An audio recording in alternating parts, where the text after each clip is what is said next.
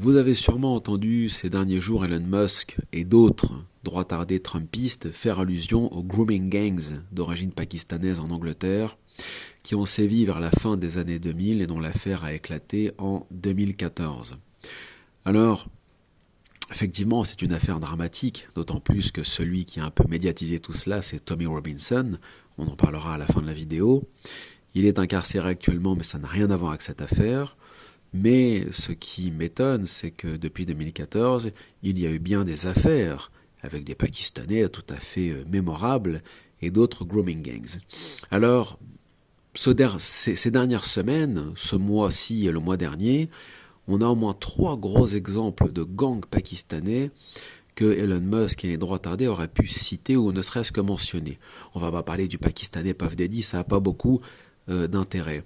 Mais on pourrait parler, par exemple, de ce franco-pakistanais qui s'appelle Isaac Stadel, qui est l'ancien PDG, patron, je ne sais pas comment on doit dire cela, de Coco, vous savez, ce forum ignoble sur lequel des milliers de pédophiles, de violeurs, de dealers, etc. se rendaient pour trouver leurs futures victimes. C'est sur ce forum, par ailleurs, que, vous savez, l'affaire Pellico, hein, c'est ça, hein, cette femme qui a été droguée et violée par des dizaines et des dizaines d'individus à cause de son mari qui, en gros, l'a prostituée de force. Enfin bref, une affaire sordide.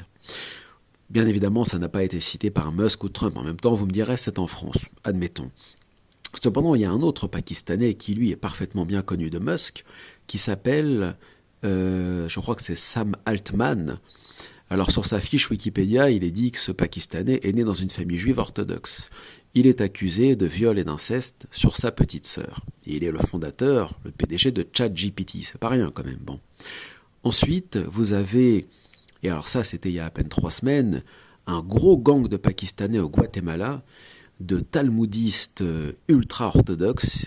La police guatémaltèque leur a mis la main dessus, et surtout, cette même police a mis à l'abri plus de 160 enfants de la secte juive talmudique pakistanaise, hein, qui s'appelle Left Tahor, qui a été donc, comment dirais-je, dont la police a mis à l'abri plus de 160 de ces enfants qui étaient victimes d'inceste et de pédophilie par les membres de la secte. Tout à fait extraordinaire. Personne n'en parle. Ni Musk, ni les Trumpistes, ni personne dans les réseaux droitards. Et pourtant, c'est une affaire de malade, hein.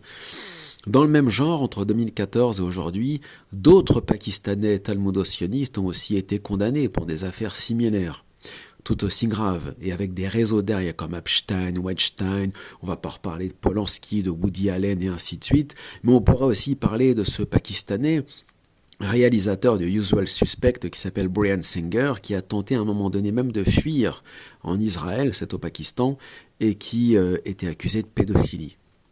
J'en ai d'autres. Je trouve ça étonnant que ni Musk, ni les droitardés, ni les F de souche et compagnie parlent de tous ces réseaux pakistanais, tantôt en Israël, tantôt au Guatemala. Je trouve ça assez étonnant. Peut-être bientôt, nous verrons, Inch'Allah, hein, comme on dit, mais en attendant, je trouve ça assez étonnant quand même.